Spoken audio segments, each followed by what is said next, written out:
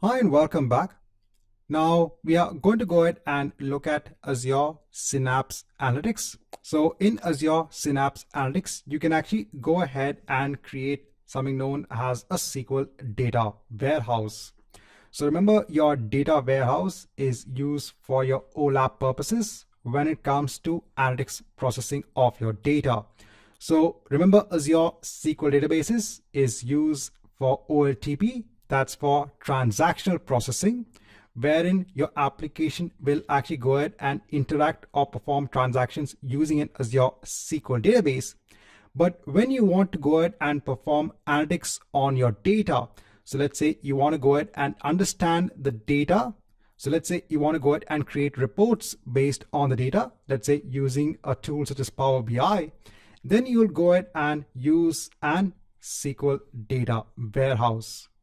So there are multiple ways that you can actually go ahead and get the data in your SQL data warehouse. If you have a data store, that could be a data lake store.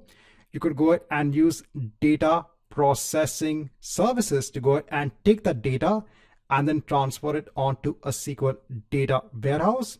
You can go ahead and use Azure Data Factory to go ahead and get data from, let's say, an Azure SQL database and then transfer it onto a SQL data warehouse.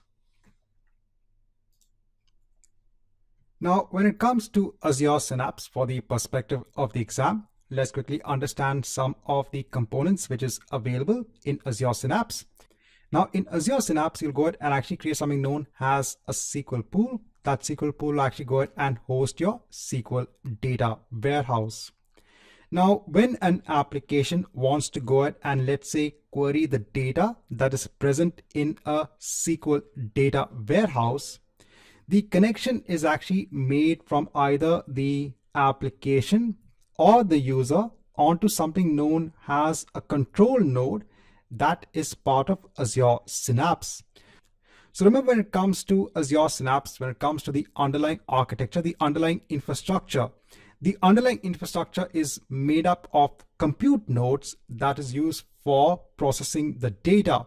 So if a user goes there and initiates a SQL query against a SQL data warehouse, Azure Synapse needs to go ahead and take that query, use its underlying compute infrastructure, get the data, and send the data back on to the user.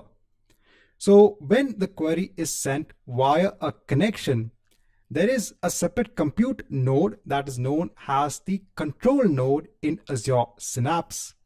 Now that control node will actually go ahead and take all of the queries, whatever is being sent on by the application or the user, and it will go ahead and use something known as its own massive parallel processing engine and distribute those queries across different compute nodes.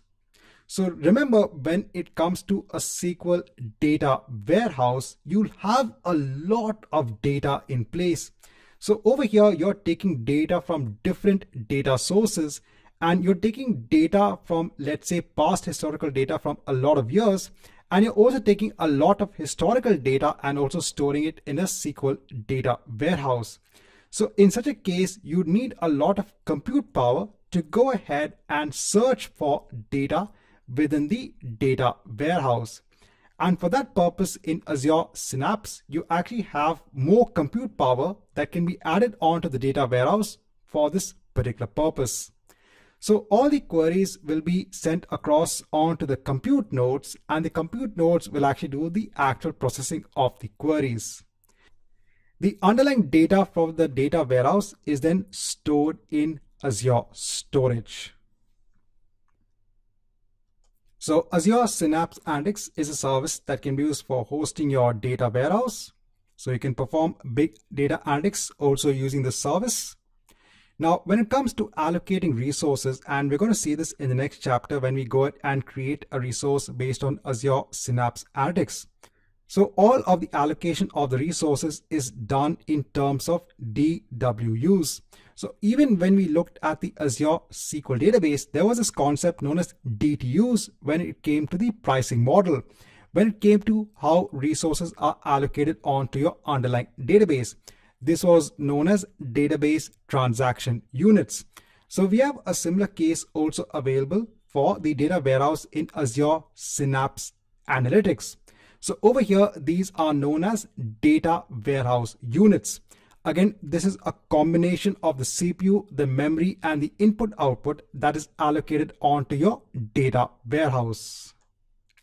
So when you allocate the required resources to that Synapse resource, you can actually go ahead and choose the amount of data warehousing units that you want to go ahead and allocate.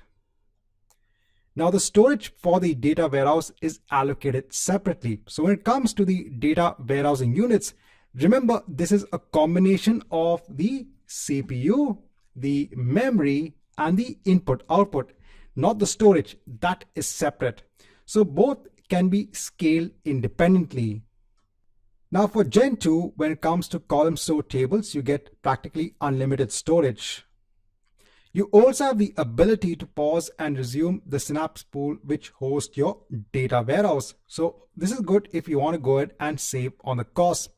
If your data warehouse is not processing any request and you want to go ahead and pause the Synapse pool, you can do that as well.